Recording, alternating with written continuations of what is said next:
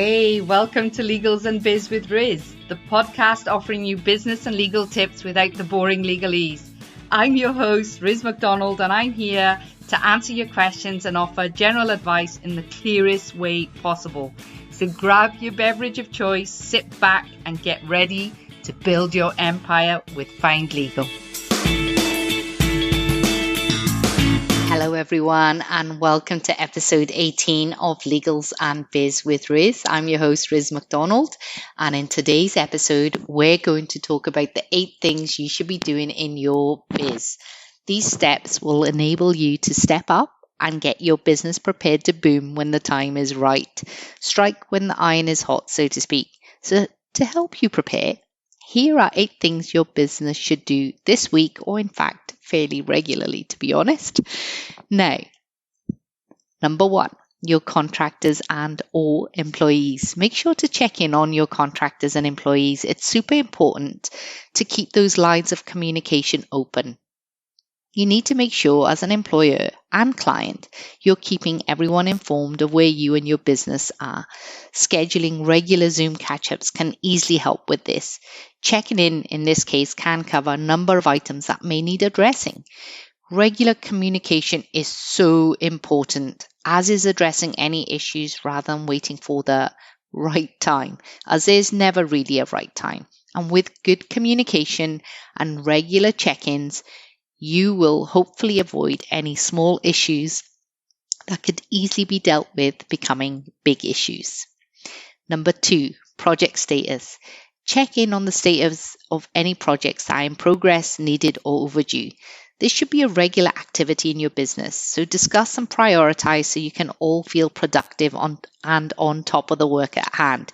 If some items need to be paused, that's okay. You can revisit them in a week, a month, whatever the case may be. It's okay to hit pause if you need to.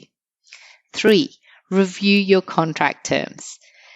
Hopefully you do have a contract, and if you don't, there'll be a link in our show notes to our super awesome templates. But getting back to reviewing your contract terms, make sure that they are up to date and reflective of your work practices.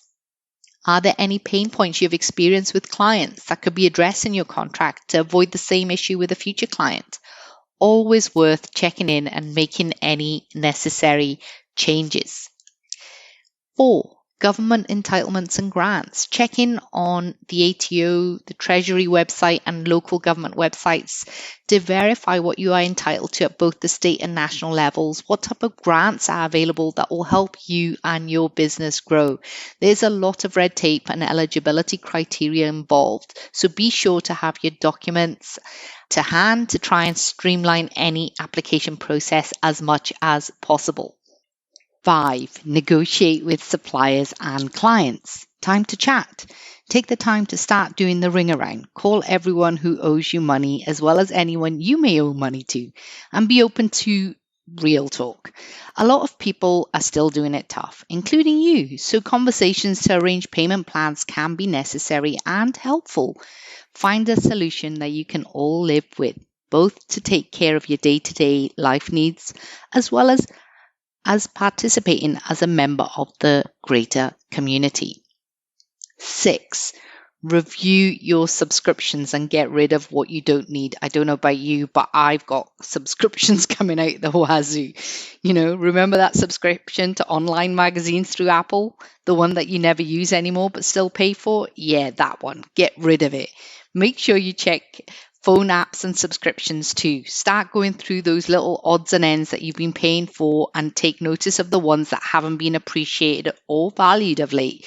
If it's something you can live without, then toss it. Every little bit that you can save will help. If you really want it back later, then you can get it back when the time is right. But I bet you, once it's gone, you won't even miss it. 7, this is a super important one. Well, they all are in different ways, to be honest.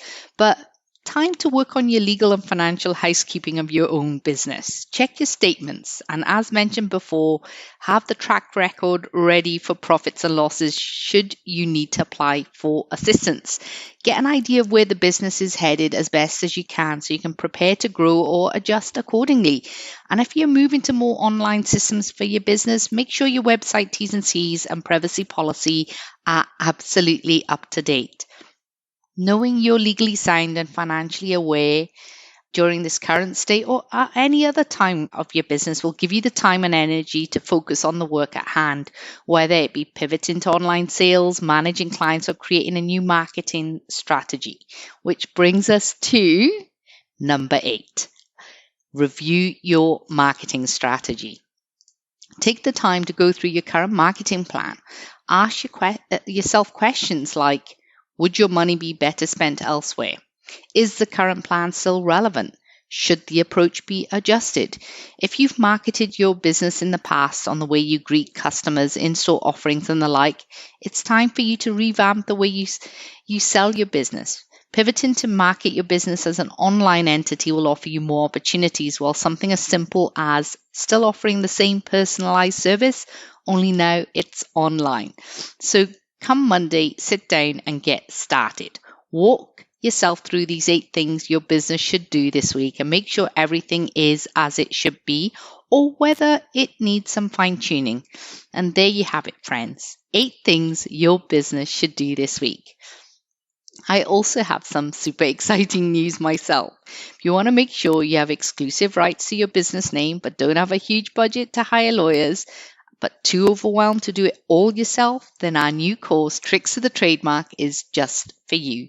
This sweet little course with the punny name, we love a good pun, is a step-by-step guide on how to register your trademark and have exclusive rights to your business name.